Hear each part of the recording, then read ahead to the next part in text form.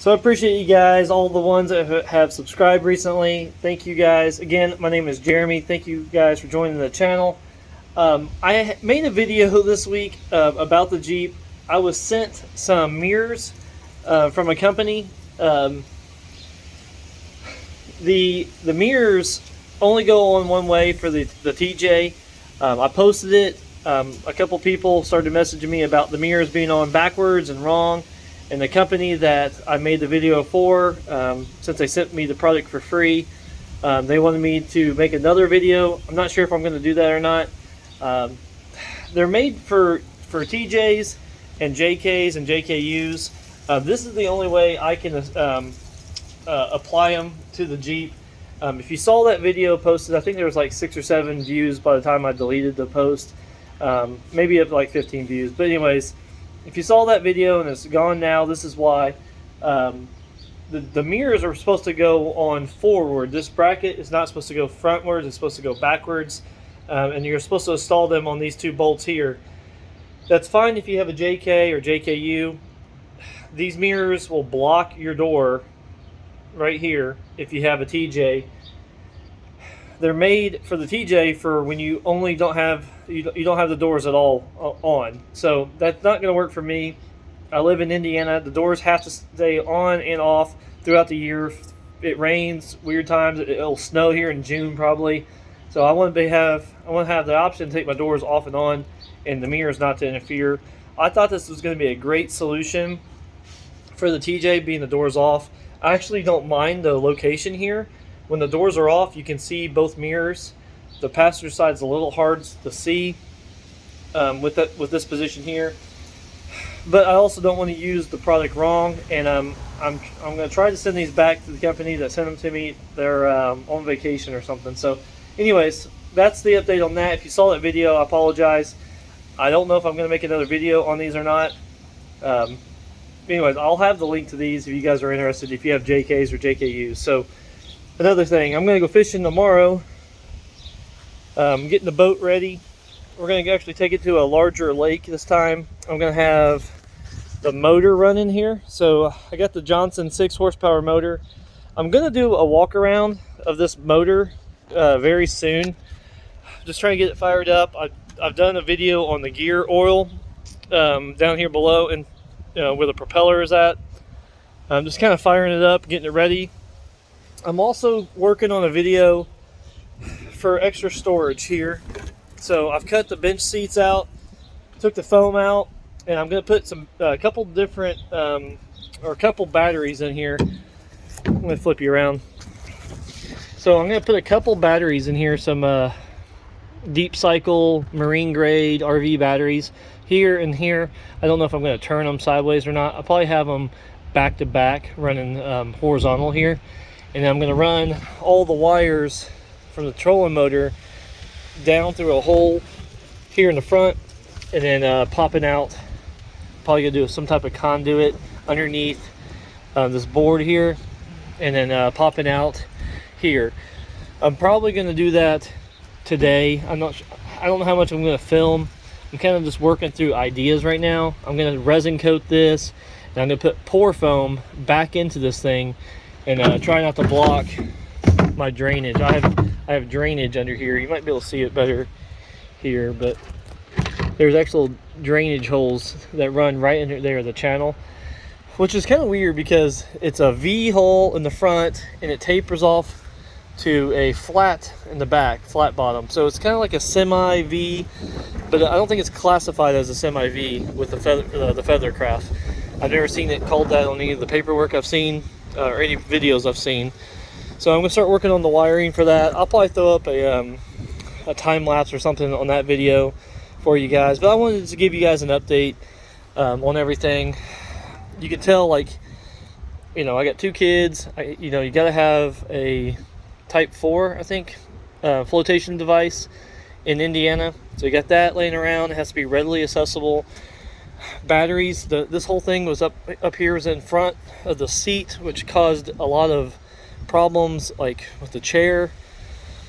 The connections on the trolling motor here are really corroded, and it was giving me some problems. So Also this rope here that I use when I back in the trailer, it gets tangled up in those wires. So I'm going to try to clean up all that just to make it a little bit easier, especially if you have kids, you know the hassles. I made a video on this box here where I put the panels, the rocker switches in, which I have a quick disconnect with the bilge pump. I'm going to show you guys that video soon. I've been filming stuff, I just haven't had time to edit and post. And then gas tank is in here now.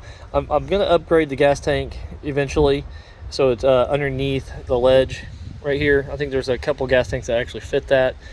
And then I've got the 40-pound thrust trolling motor here in the back. So I had a problem last time I went fishing with this thing popping off. I tightened this thing as hard as I could with wrenches and everything. It's actually going a little bit more, but I actually just popped a little screw here to hold it on a little bit better. I was loading the boat up, I'd give it full throttle, and then the trolling motor popped off and it went all crazy out of the water. I was holding it, it was flying around. The kids were kind of panicking. Oh, check this out. I just put this on here. This is retractable ratchet straps. So that's really cool. That's gonna be handy, so I don't have to mess with like a normal ratchet strap while I'm loading up the kids and everything. I'm gonna try to buy a spare tire today, so I'll have a tire with me. We're gonna go about 45 minutes to an hour to a boat ramp, and I don't want to get stranded with one pop tire. I'm thinking about just getting new tires all around, just or both sides. All the lights work, everything. I need to get a spare tire holder on the tongue here. It's going good. I also got my shed cleaned up. I'll show you that real quick if you're interested in shed stuff. If you're not, you can just skip this part, whatever. But I got the shed all cleaned up here. So I got my $1 million lumber right here, and PVC pipe and extra lumber here. This was on top of that trailer, which is this trailer here, that I turned into like a little storage unit stuff. All this stuff in here is yard sale stuff that we're gonna have soon. Picked up a new saw. I've been working on this for about a year now. This is gonna go in the back of the Jeep one day. It's gonna hold my fridge and have a couple drawers here. I'm gonna carpet it all, and it's gonna be for like camping, stuff like that. I built this little thing for my boat motor, my outboard. Has its own wheels, place for the gas tank, and then the motor goes here, and then the trash can. I have a blue trash can that goes underneath it, and I can fill that with water and actually run it. So anyways, I'm slowly installing fishing rod holders. I'm going to add another. I'm probably going to raise that up a few inches and add another section for fishing poles, because I got 1, 2, 3, 4 poles here, and then another 4 or 5 poles in the boat. So also wanted to show you guys my solar panel system. It came off my trailer. You know, if you saw my trailer video, I think it has like over 20,000 views now. I had a kayak camping trailer build. You'll have to, I'll comment, or I'll link up above where you guys can watch that. It's actually a pretty cool trailer. Took it all apart. The top of it's here. On top of that were solar panels, and inside the trailer was a control module panel here from Harbor Freight. Also had a power inverter here, so I can actually charge my phone out here. And then I actually wired some lights up in here as well. So these are actually the Harbor Freight system. It all came with it. You just got to pick up a battery. This is separate from Harbor Freight, from Rural King.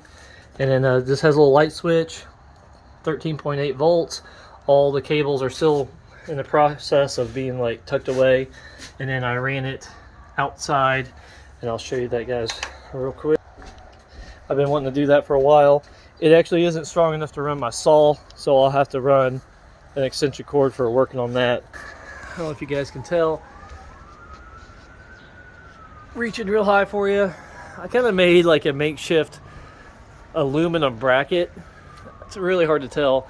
The only thing really holding this thing on right now is 2 screws, and I know that's not ideal, but I also didn't want to drill into my roof anywhere higher and compromise the roof system, and I didn't want it to leak.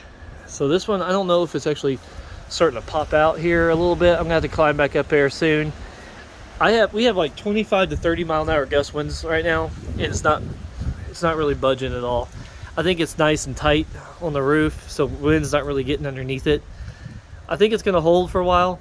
Worst case scenario, this whole thing flies off, rips the cords, rips the 2 holes I have on the bottom, and I lose the solar panel. $100 that I bought like 3 or 4 years ago.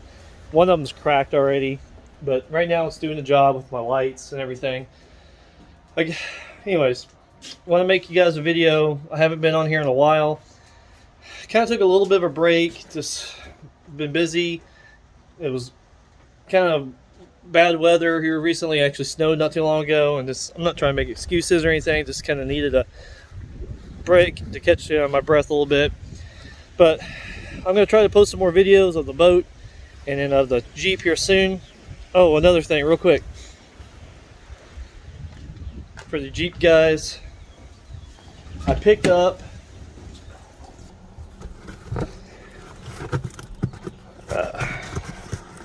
sorry, this is all one cut here, guys.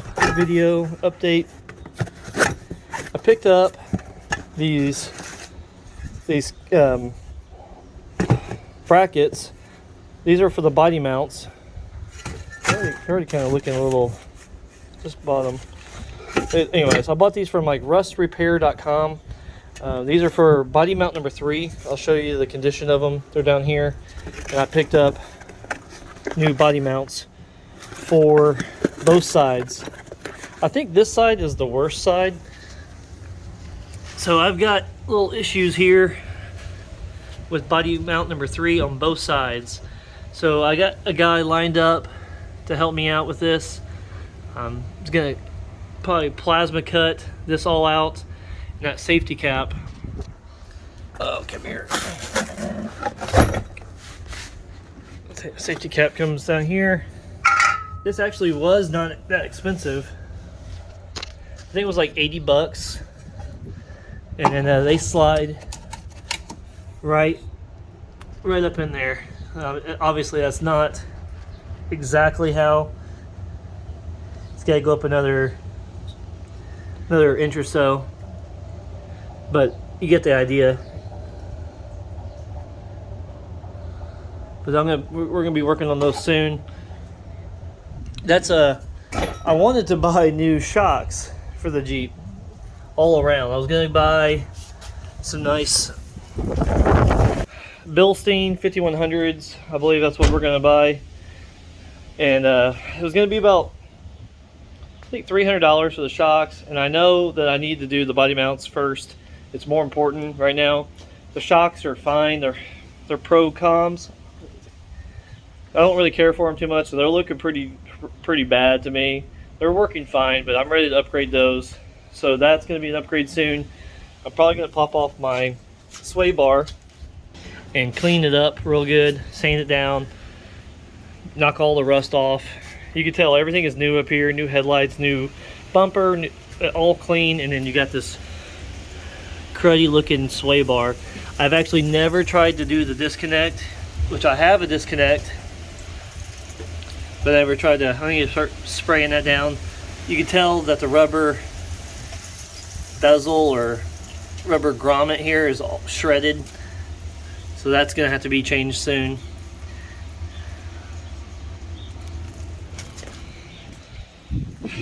Appreciate you guys tuning in, watching, all the new subscribers.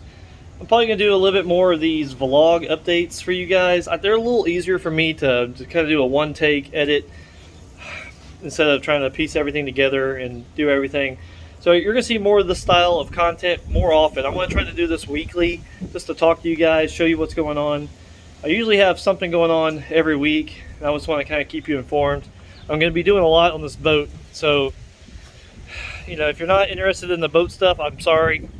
This is kind of like a new toy for me, and I'm excited about really fixing this guy up. The kids love it. I already have a bunch of stories. I'll share a couple stories later. I don't want to make this video too long about the kids already making me pull my hair out with this thing. But it's memories, you know. I think it's important to do stuff with your kids, and this is a passion of mine to have like a tiny boat, bass boat deck type build. If you're into that kind of stuff, the tiny boats and stuff. And I want the kids to enjoy it with me. I want to do something with the kids that they'll enjoy and I will enjoy as well. Something we can get, you know, the whole family out in the water. I'm going to put a big sunshade here, a big Bimini top sunshade that collapses when we don't want it. Take it off with disconnects. It's like $100. So it's going to get hot here soon, and I want to get out in the water and stay out there as long as possible fishing. So anyways, guys, thank you. Appreciate you guys watching. I will catch you guys very soon on the next one. Take care.